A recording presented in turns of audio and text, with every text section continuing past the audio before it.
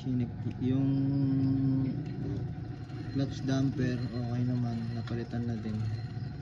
So wala nang ingay yung clutch damper, at yung rocker arm neto napalitan na din.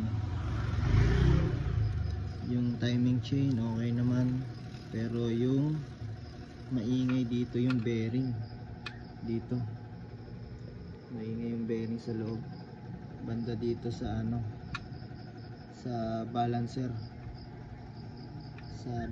mismo. So ito, meron pa isa dito.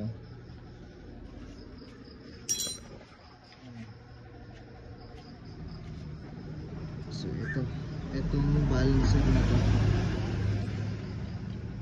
ayan, ingay siya.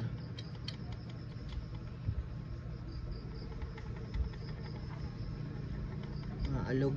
So ito yung bearing na ito sa loob, kailangan palitan. Yun yung cause ng ingay na itong sniper na to, kaya